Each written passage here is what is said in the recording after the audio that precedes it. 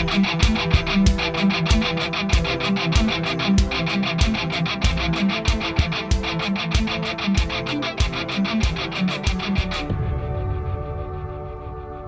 is Dr. Jerome Corsi, and today is Wednesday, June 14th, 2023.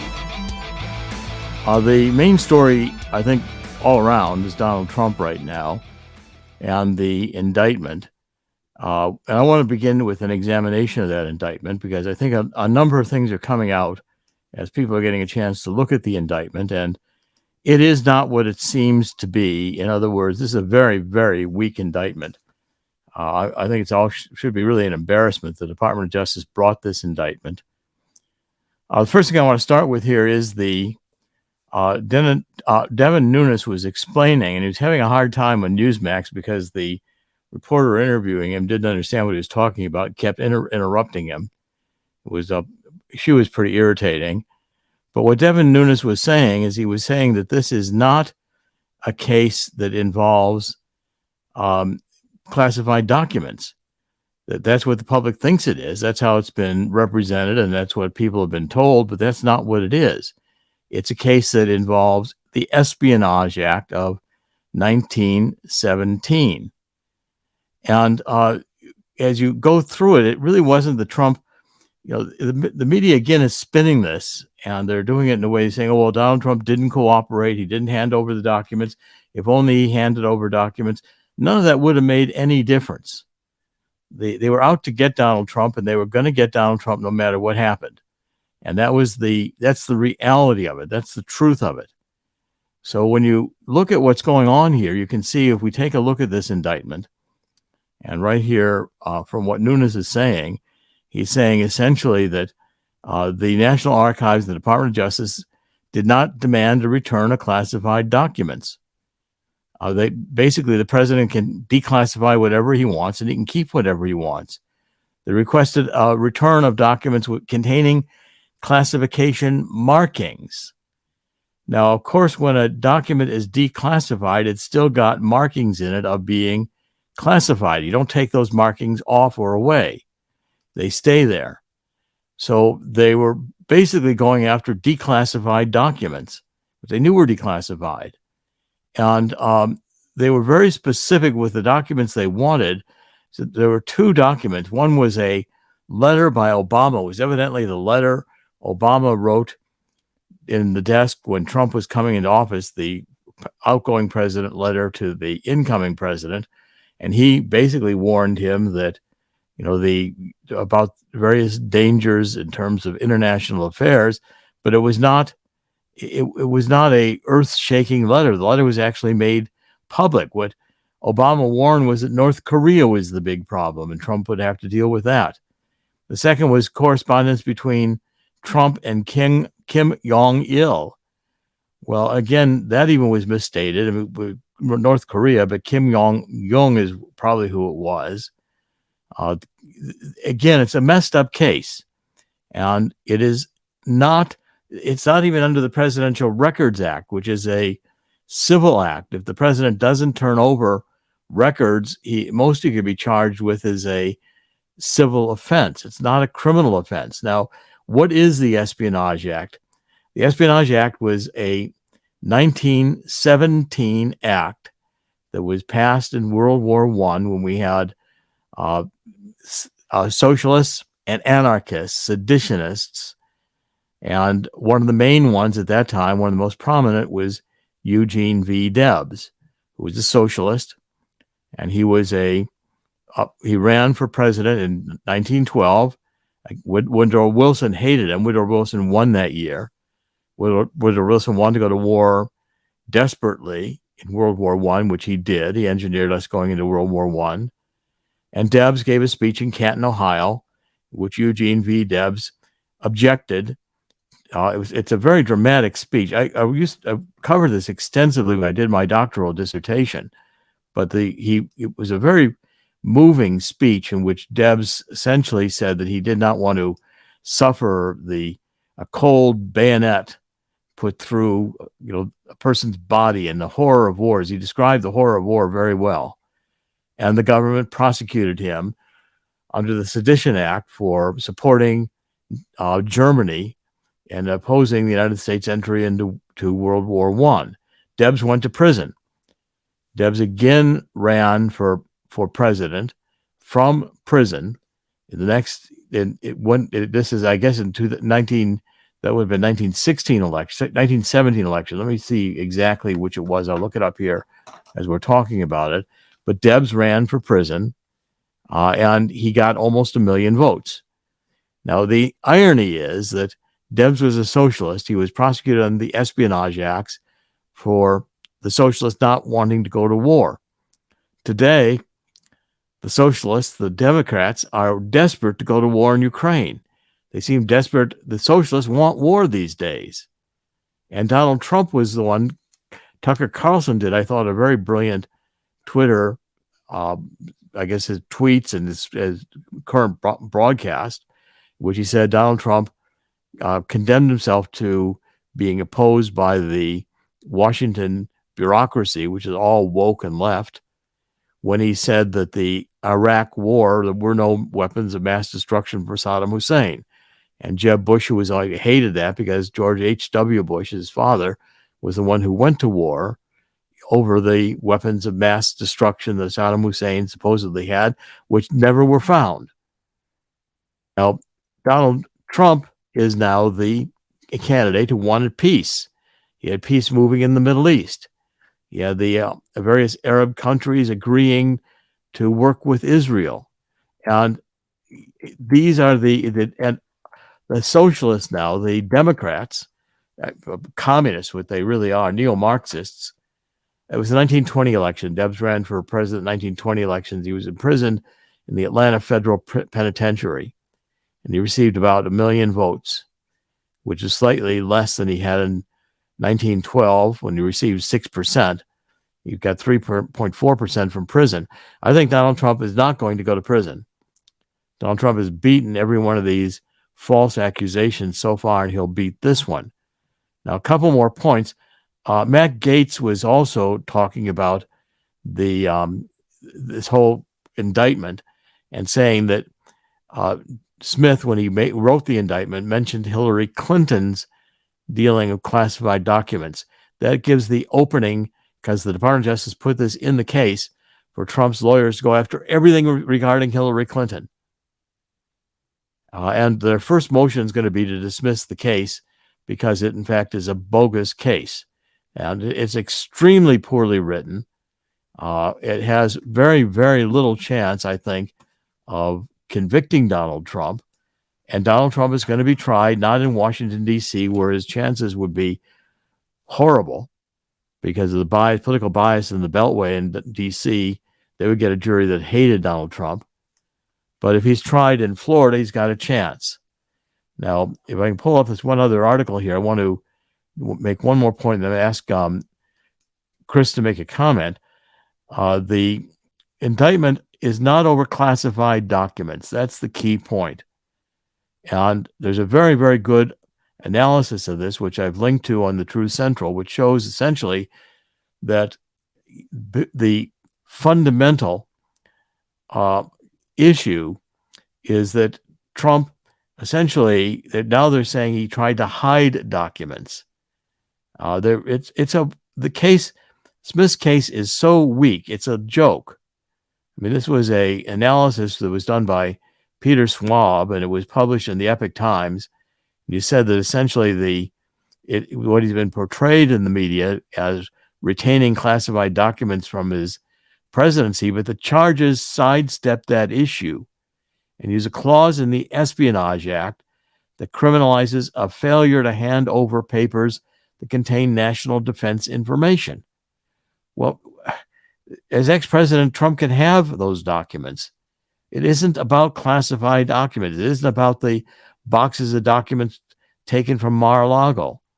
The key legal issue is the interplay between the Presidential Records Act and the Espionage Act, said Will Scarf.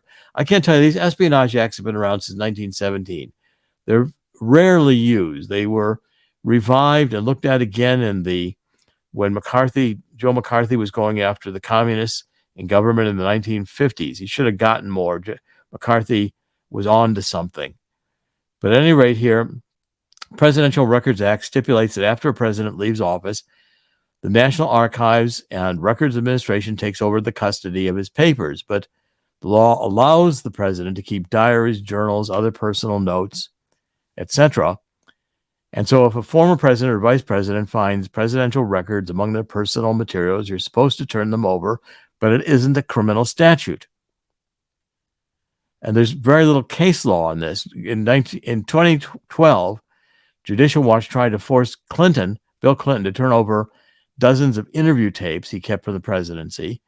And it was Judge Amy Berman Jackson, appointee of Obama, who is a complete socialist. She was the one who heard my case when I was being harassed by Mueller, the Mueller investigation. I like to pronounce his name Mueller from the German derivation, which was a complete witch hunt. They wanted to prosecute me, saying that I was lying, that I really had a tie to Assange, which I did not. They offered me a plea deal. I refused to take it, and they did not indict me. But Judge Berman Jackson was the judge, and she was a complete socialist. The law meant nothing to Berman Jackson. Now, the irony here is Berman Jackson supported Clinton, and she said, this is what she wrote: since the president, namely Clinton, is completely entrusted with the management and even the disposal of presidential records during his time in office, it would be difficult for this court to conclude that Congress intended that he would have less authority to do so when he pleases with what he considers to be his personal records. So this type of a case has never been tried before. The Espionage Act has never been used this way. What you've got here is what they call process crime. And now you've got the Department of Justice criminalizing politics with process crimes. They did this to Flynn. When the Department of Justice went over to talk to Flynn about his discussions with the Russian ambassador, and Flynn, they said, lied to him. Now, they did not indict Flynn for talking to the Russian ambassador. There was no content that he committed no crime except lying to the FBI, which they set him up on, like they were trying to set me up on. You forget a few emails. You misstate yourself. You didn't correct. Oh, you lied. No.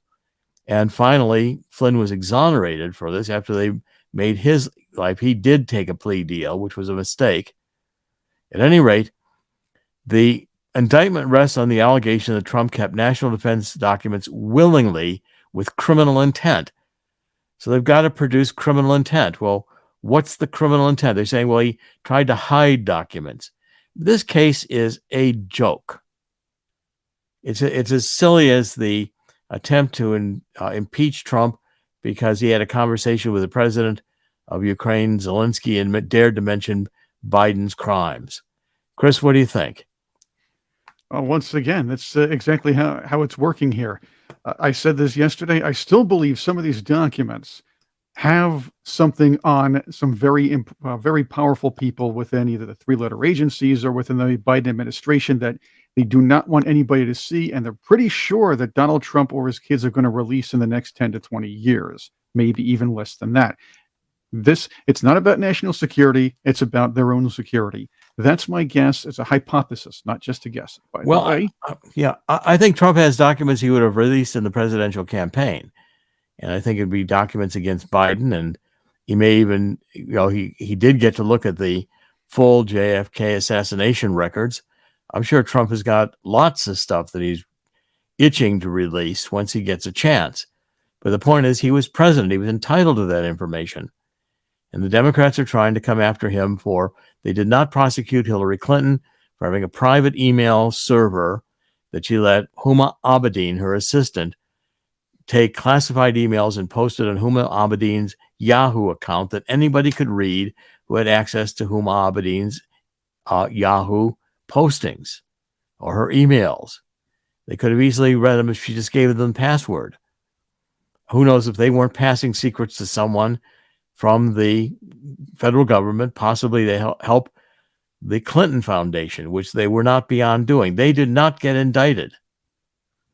They could just smash computers like... Yeah, right. They put them through some kind of a washing program. What do they call it? They scrubbed them. Yes, exactly. Yeah, well, and then it's the same kind of deal with Obama. Obama walked out with a lot of documents. There's a lot of documents missing from the Obama files. Obama created this library. I mean, the whole thing, which was a farce. And the money that they got from that library and what they used it for, same as with Clinton. The Democrats are beyond reproach when it comes to the Department of Justice. The Department of Justice is a mad dog against conservatives, Christians, and especially Donald Trump. And this is an insanity. And I think the American people are finally seeing it. One of my themes today is that this woke left, this criminal, neo-Marxist insanity has gone too far. And the American people, I think, are getting fed up with it. And this indictment of Donald Trump, I think, just reelected him as president. They're desperate that Donald Trump not get back in the White House. And the Democrats and the Republicans in Congress, they are a uniparty. They are all for spending money on war. They want to go to war in Ukraine. They want to expand the war in Ukraine. I was seeing articles yesterday of the State Department praising Zelensky for attacking into Russia, that he was expanding the war into Russia. Our state, the reason behind this is money. The arms dealers make money. The Democrats and Republicans make money. There's money sloshing all over the place. And that's going to be the next story I'm going to cover. You've got here James Comer, who he authored an opinion piece on Fox News, which was published yesterday, June 13th, Tuesday. Did Biden sell out America? 4 things to know about the Democratic claims. Now, the Democrats, of course, put out these talking points. They're very good at this. They know they're caught, they're caught naked with Biden and his son involved in crimes going back to when Biden first came into Congress. Biden has been selling his office for gain from the beginning. And then he now, under Obama, was given permission to go get Ukraine. Well, that's the piggy bank. And he put his son in Burisma, which is this natural gas company, again owned by oligarchs, Zolochevsky, these other guys who are, complete criminals playing money laundering games. And the Bidens participated in stealing a lot of US aid and IMF money. Biden made millions. And now they have from this whistleblower information that, in fact, there were the oligarchs that Biden was working with taped Biden's as security, is put in the safe in case anybody came after them. They had the goods on Biden. And what Comer is saying is that the Democrats are peddling conspiracy theories. They're alleging this FD 1023, which is an FBI form reporting what the whistleblower said, is secondhand hearsay. Comey says, no, that's not true. The record was generated by a trusted confidential source who was working with the FBI for over 10 years. Just like the FBI lied on, the P tape and the Steele dossier. This FBI I think we need to shut down the FBI and take down the building stone by stone until there's nothing left but rubble. The FBI is a disgrace. Second, Democrats claim that the record is part of documents Rudy Giuliani provided the FBI in January 2020. Comer says that's not true. There's all this misinformation that the Democrats are putting out to defend Biden, who's anybody can see is demented, going into senior dementia, and it obviously not capable of running the presidency, and obviously corrupt and not being indicted. Well, Comer says the FD 1023 document stands on its own and contains information from the FBI's confidential human source dating back to another FD 1023 generated in 2017. The FBI's had this information since 2017 and done nothing. Certainly they didn't want to do anything during the 2020 election. Third, the FD 1023 was generated by the FBI in June 2020 based on other FBI records going back to 2017. Another lie. The Department of Justice conducted an assessment on separate material provided to DOJ in 2020, January.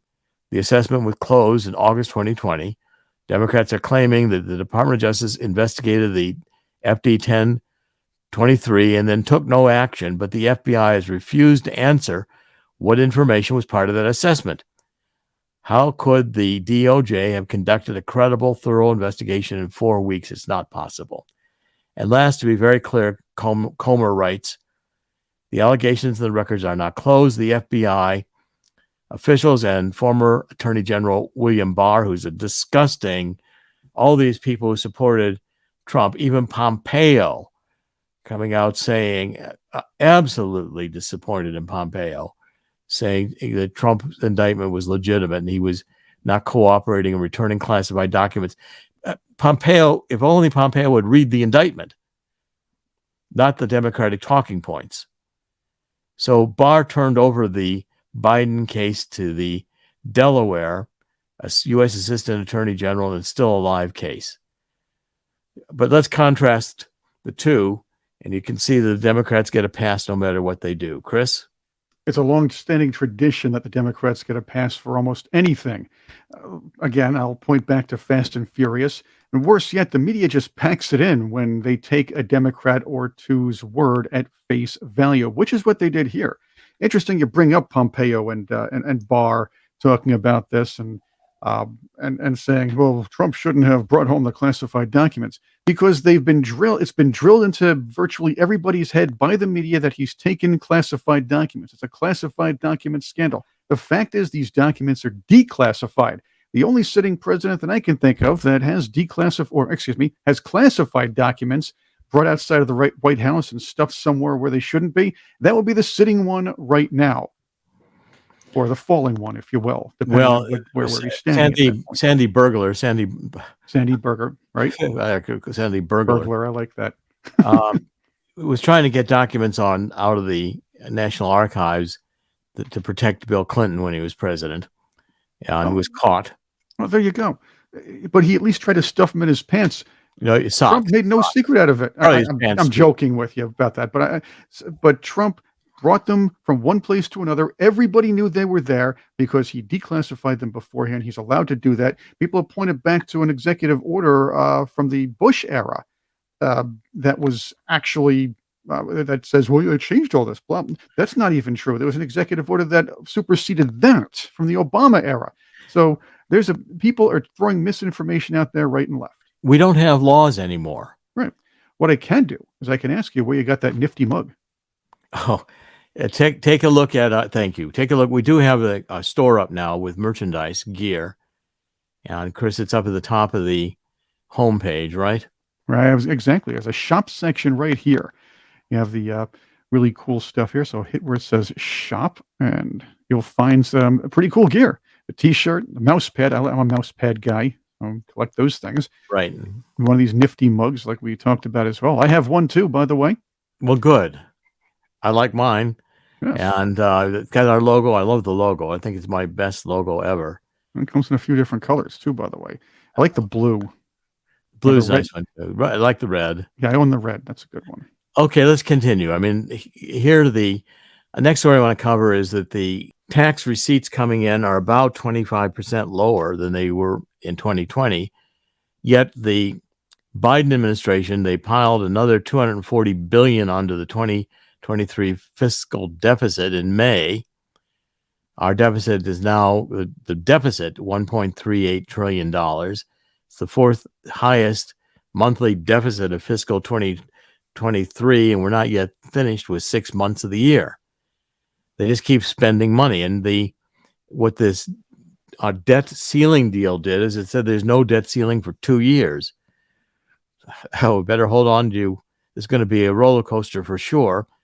With less tax receipts coming in, the government's got to print more money to meet the expenditures. The Biden administration blew through another $547 billion in May. That's a 20.3 increase over May 2022. The spending is just going to continue through the roof. There seems to be no let up on it, and every other day the Bidens are funding another solar panel project and shutting down natural gas. The national debt surged by over $350 billion on the first day after the debt ceiling deal. In October, the debt blew past $31 trillion. It's now at $31.92 trillion. It's about to be $32 trillion. It'll probably be $35 trillion by the end of this year. According to the National Debt Clock, our debt to GDP ratio is now at 120%. Most countries are considered to be bankrupt or headed towards bankruptcy when their national debt exceeds their gross domestic product. The tragedy of this is that our debt service, the amount we have to pay every month to finance this debt, is increasing. The net interest cost rose by 41% last year. That was the jump in interest expense was larger than the biggest increases in interest costs in any fiscal year going back to 1962. And the inflation report that came out yesterday showed that food and energy are still battering the middle class. The Fed, this article basically sums up and says, this is an article that I think it's worth reading. It's posted here on the Truth Central. Take a look at it. It was published originally by News Wars. It's quite good. Schiff Gold wrote it. And they're ending up saying something has to give. The Fed cannot simultaneously fight inflation and prop up Uncle Sam's spending spree. Either the government will have to cut spending in real life, or the Fed will eventually have to go back to creating money out of thin air in order to monetize the debt. They're doing that. Now, again, we're going to start publicizing this book. I want everybody to realize that this is I've just written this book with Dean Heskin of Swiss America, showing you how it's going to be a global crash. It's in progress right now. Germany is already in recession. Germany is basically deindustrializing, and it's got an older population. So Germany is going to hurt the EU. This book is showing how the gold rush is going to occur because we're going through what we did in the 1970s with an energy crisis under Jimmy Carter with the OPEC and oil embargo. Those of you who are around remember it. And stagflation, which is occurring again. And 2008, 2009, the subprime real estate market collapsed. Right now, the commercial real estate market and the mortgage markets are both collapsing. We're seeing and we go over the stock markets up. Well, just throw more money at it. Of course, they have a liquidity party. They get money over there in the stock market. They spend it like crazy. Check out, look at the Swiss America. If you don't look at any of our sponsors, My Vital C, look at the Swiss America and go to this Walking Liberty half dollar. You can buy 250 of these. They're at the price really of what they're worth in silver. Fill out the forms, talk to Swiss America. You need to think about getting your IRAs and your 401ks into gold. People say, oh, this is a commercial. Well, it's also, I'm telling you that the dollar is going to, there is no way we can avoid a global crash. It's built into the system right now. It's not priced in because we're spending the money and the stock market continues to boom. But it is economically inevitable that we're going to have a recession that's going to be extremely severe. Now, the next couple of articles, which this whole issue of I was shocked with this one. It's being covered by Mark Morano up in the climatedepot.com. And Mark says basically from Commissioner, this is one of our critical, the Federal Energy Regulatory Commissioner, the FERC. We've got so many government agencies, you can't keep track of them. He said basically, his name is Christie. He warned that our grid, so the United States is heading for a very catastrophic situation in terms of reliability of the grid. He says, I hope it doesn't happen. Essentially, he said, but I think we're heading for potentially catastrophic consequences. The core of the problem is very simple. We are retiring dispatchable generating resources. That means fossil fuel. It means coal and natural gas, which you can just shovel into the system or turn on and you've got energy generated. at a pace and an amount that is far too fast and far too great, and it's threatening our ability to keep the lights on. Okay, so there you've got it. The next plan is turn the grid off, let everybody see how well they can deal without electricity. Now, the problem is not the addition of wind and solar and other renewable resources. The problem is the subtraction of all these others and the forcing of wind and solar when they are not capable of really being integrated into the grid or providing sufficient power. Now, if this is the head of the regulatory agency with this warning, we better take it seriously, because we've got a pattern developing. Before we have a pandemic, we have Bill Gates and other government agencies and the World Health Organization, running little drama shows of what a pandemic lockdown would look like. Then the pandemic hits. Well, now we're being told, the grid could shut down and maybe not go on for a long time.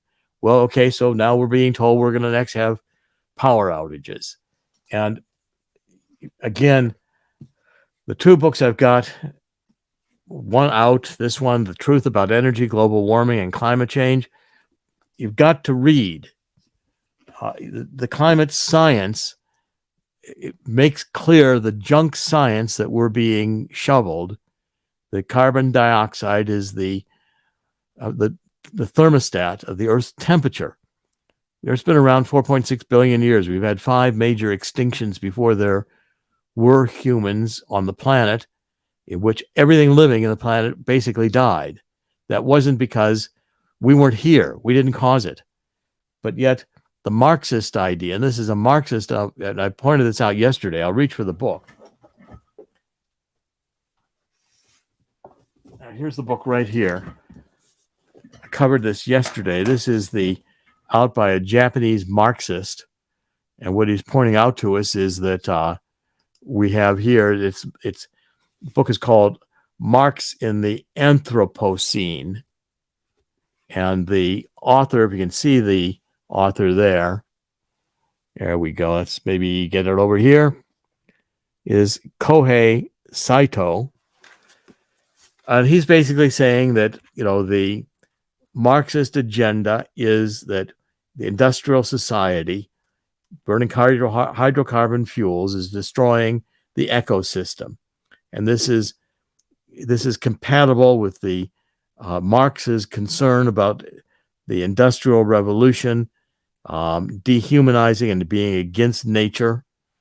And it goes back to the early Marx. By the way, Anthropocene, that's the current era we are in, which the left wants to say the Anthropocene, anthropos in Greek means human beings. So we are our own cause of destruction. After all, we exhale carbon dioxide. So if we're going to get rid of cows because they fart methane, why don't we get rid of human beings because they exhale carbon dioxide? That's how insane this is. And my next book coming out on that will be The Truth About Neo-Marxism, Cultural Maoism, and Anarchy. I'm going to point out that this ends up in absolute anarchy. It's destructive. We're in a destructive disinformation era. If Donald Trump were president right now, we wouldn't have any of these crises with energy. We didn't have them during his administration. We wouldn't be having wars in Ukraine. We wouldn't be having Israel moving towards nuclear weapons. We had a fundamentally different peace orientation, and the Washington establishment, Democrat and Republican alike, uniparty. I have not heard Mitch McConnell come out yet and say that Donald Trump's indictment is complete political trash. It reduces our country to a banana republic. If former presidents, the sitting president is a criminal, and we're indicting a former president over a process crime that is about as far-fetched as you can get as a legal theory. And it was because Donald Trump wanted peace and he wanted the United States first. So the traitors, it's a complete reversal of Eugene Debs. The socialists of that era wanted peace.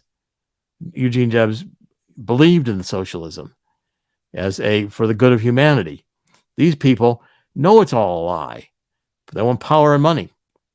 When the World Economic Forum takes over, they'll have their day and they'll get rid of the first guys who go will be the woke, the useful idiots who got them here. The last story, and again, I think this is extremely important.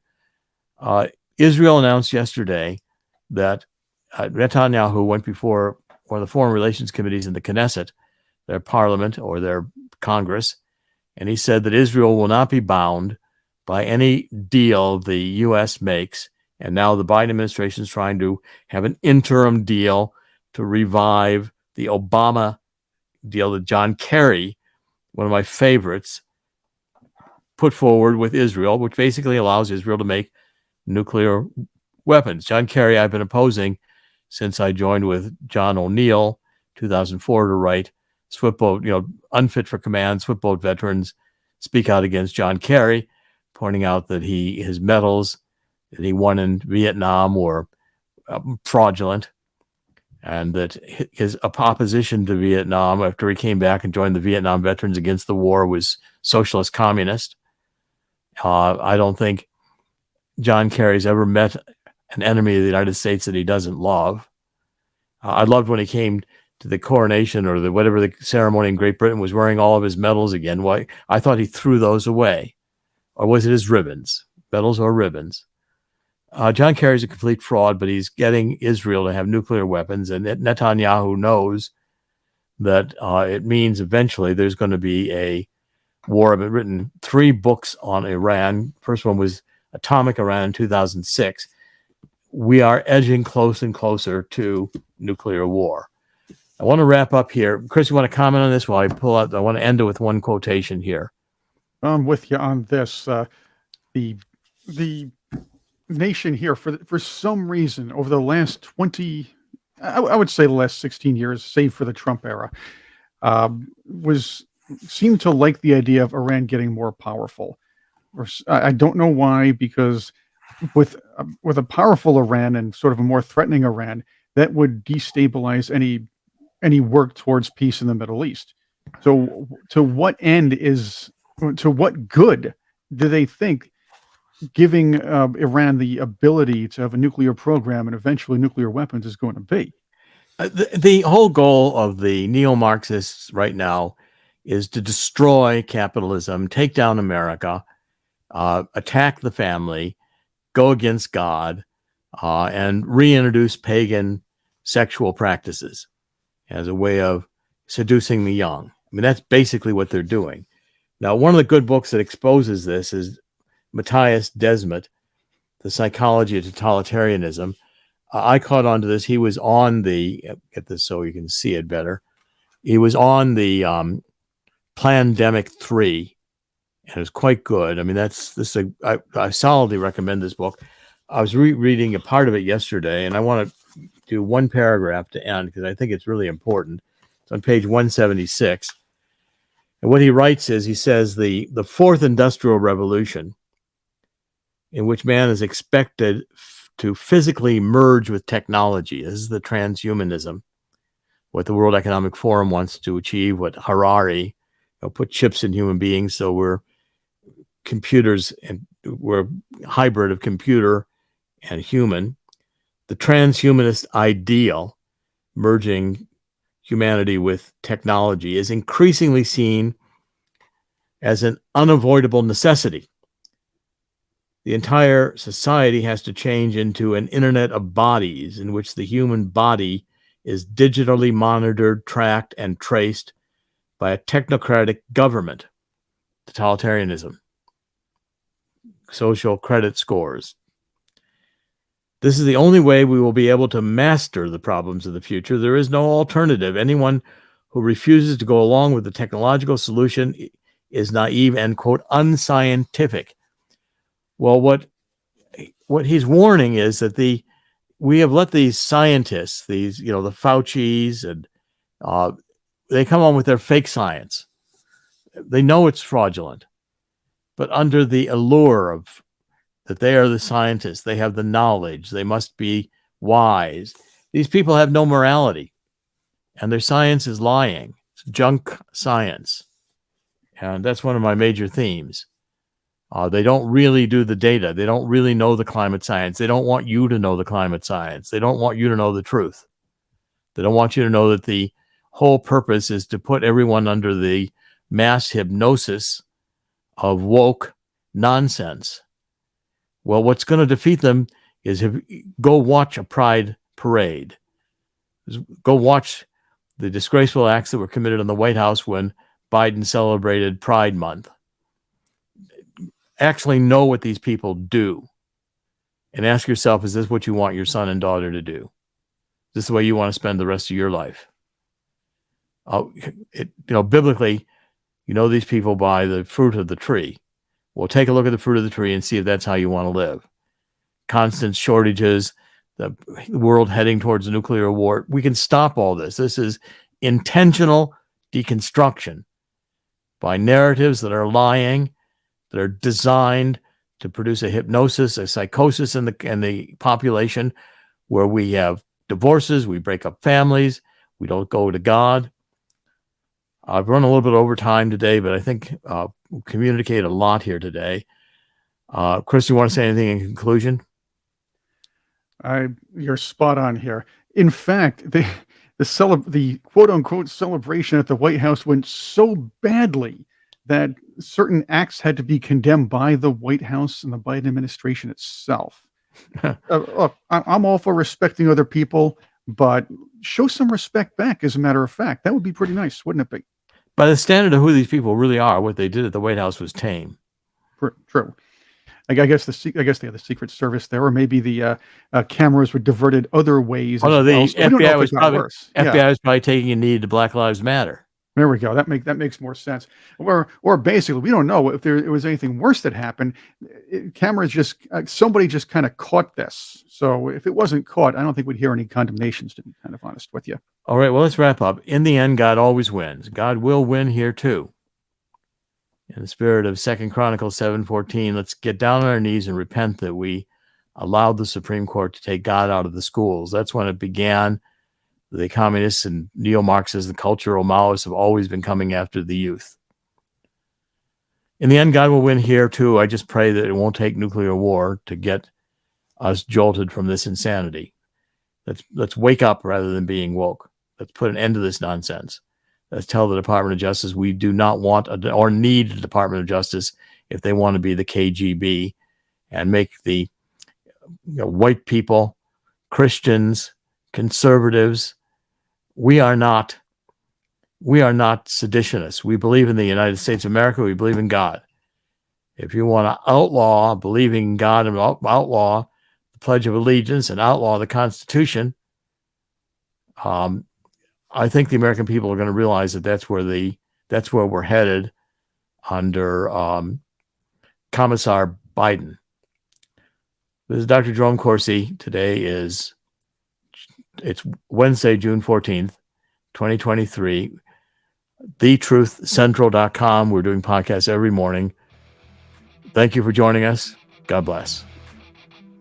Or every weekday morning. I should say that, every weekday morning. Thank you for joining us. God bless. And you're probably going to have to watch it in the morning and see it in the afternoon. So there we go. Dr. Jerome Corsi, thank you for joining us. God bless.